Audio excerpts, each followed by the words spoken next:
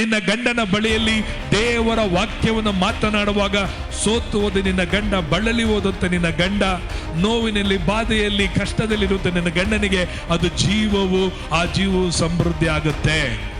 ನಿನ್ನ ಹೆಂಡತಿಯ ಬಳಿಯಲ್ಲಿ ದೇವರ ವಾಕ್ಯವನ್ನ ಮಾತನಾಡುವಾಗ ಈ ಮಾತುಗಳು ನಿನ್ನ ಹೆಂಡತಿಗೆ ಅದನ್ನು ಬದುಕಿಸುವಂತದ್ದಾಗಿರುತ್ತದೆ. ನಿನ್ನ ಮಕ್ಕಳ ಬಳಿಯಲ್ಲಿ ದೇವರ ವಾಕ್ಯವನ್ನ ಮಾತನಾಡುವಾಗ ನಿನ್ನ ಮಕ್ಕಳು ಆತ್ಮಿಕವಾಗಿ, ಶಾರೀರಿಕವಾದ ರೀತಿಯಲ್ಲಿ ಆಶೀರ್ವಾದವಾಗಿ, ಬಲವುಳ್ಳವರಾಗಿ ಕಾಣಲ್ಪಡುವವರಾಗಿರುತ್ತಾರೆ. ಅದಕ್ಕೆ ಈ ದೇವರ ವಾಕ್ಯವನ್ನ ಮನೆಯಲ್ಲಿ ಕೂತಿರುವಾಗಲೂ, ದಾರಿಯಲ್ಲಿ ನಡೆಯುವಾಗಲೂ, ಮಲಗುವಾಗಲೂ, ಏಳುವಾಗಲೂ ಇವುಗಳ ವಿಷಯಗಳಲ್ಲೇ ಮಾತನಾಡ್ರಿ.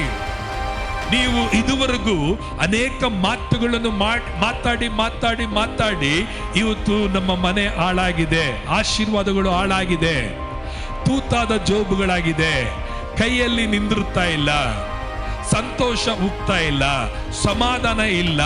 ಯಾಕೆಂದ್ರೆ ಸಮಾಧಾನವನ್ನ, ಸಂತೋಷವನ್ನ, ಆರೋಗ್ಯವನ್ನ, ಬಿಡುಗಡೆಯನ್ನ ಉಂಟು ಮಾಡುವಂಥದ್ದು ದೇವರ ಜೀವವುಳ್ಳ ವಾಕ್ಯಗಳ